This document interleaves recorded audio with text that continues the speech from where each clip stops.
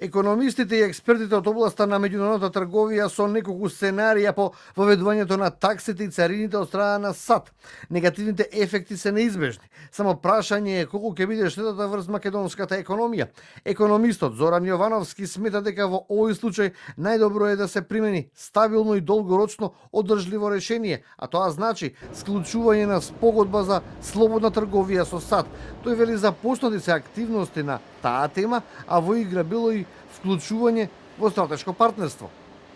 По правило, процедурата околу склучување на ваков договор трае малку подолго, но може да се насети оптимизам кај представниците на владата во однос на успешноста на исходот. По меѓувреме, може да се испита целисходноста на постојаните царински стапки и други давачки што земјава ги применува за увоз на американски производи на нашиот пазар. Со свој став излегува Институт за економски анализи Finance Think. Економистите од овој институт велат дека нашата трговија со САД е ограничена, главно поради географската оддалеченост. Од таа гледна точка, директните ефекти од зголемените царини ќе бидат многу мали, сметаат економистите. Додаваат дека вкупниот директен притисок од американските царини за македонскиот извоз е многу мал, поголем дел од него ќе падне врз работата на странските фабрики во земјава.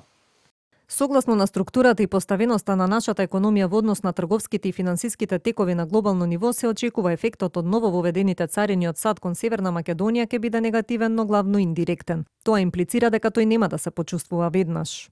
Дека се преговара за слободна трговија помеѓу земјава и САД, потврда даде и заменик министерот за надворешна политика и трговија Зоран Димитровски. Ние тоа ќе се обидеме да го промениме и да нема никаква царина помеѓу нашите две стопанства,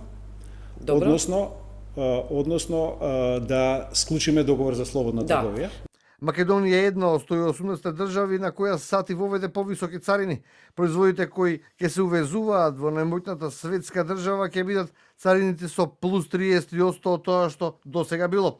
Вредноста на директниот извоз од земјава во Америка е околу 100 милиони евра и тоа е многу малку во однос на индиректната трговија која Македонија има со САД, а која се случува со помош на државите од Западна Европа со кои што соработуваме како бизнис партнери.